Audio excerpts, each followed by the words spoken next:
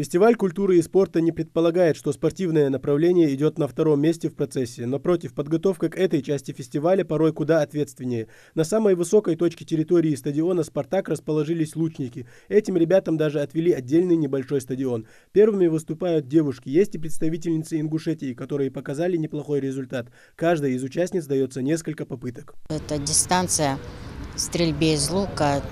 Женщина начинает с 21 метра. И отходят постепенно по 3 метра.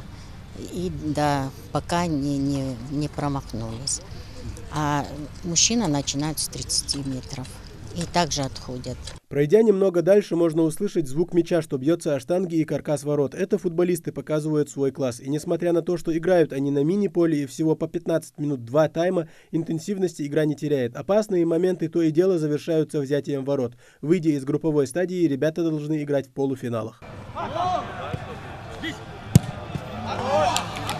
На этом же участке поля уже более силовой вид спорта. Спортсмены соревнуются в бросании камня. По одному спортсмену от каждой команды. Ингушскую сборную представляет Исмаил Хамхоев. Участникам дается по 2 попытки на 3 дисциплины. Суммарное количество выставленных баллов и определяет победителя. Несмотря на отменную подготовку, верхнюю ступень пьедестала почета занять Исмаилу Хамхоеву не удалось. На то были объективные причины, с которыми согласен и представитель Чеченской Республики. Правила Швейцара. Şey правила вот те. Дик результат дуру, но первое место результат дацс. Второе яхрыз. ين قوسربو قاهو гордо хига хага ца проблемаят.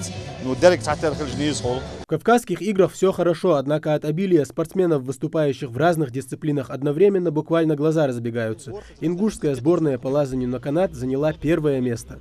нормально, метр бор канат,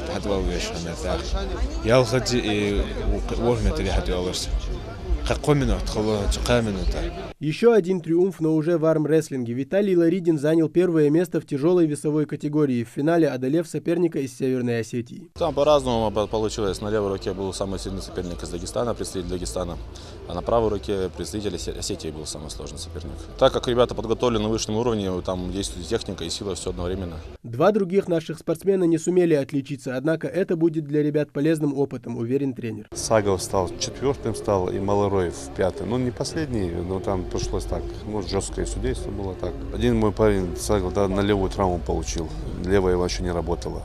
Ну, это такой вид спорта, малейшая травма тут дает о себе знать. Чуть погодя собирают и легкоатлетов. Здесь ребята должны показать всю свою скорость и выносливость. Месяцы подготовки ради нескольких минут триумфального забега. Вот к чему готовились ребята. Ингушская сборная заняла 2-е место. Ребята достаточно сильные, боролись, ну, с одной из сильнейших команд, наверное, в России. Тяжело, но мы соперничали, боролись, заняли 2-е место.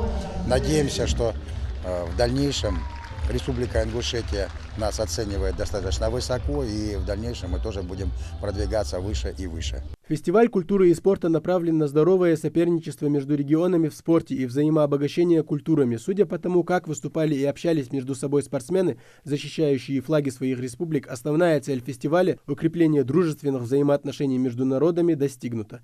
Тамерлан Хамхоев, Майырбек Миржоев, Новости 24.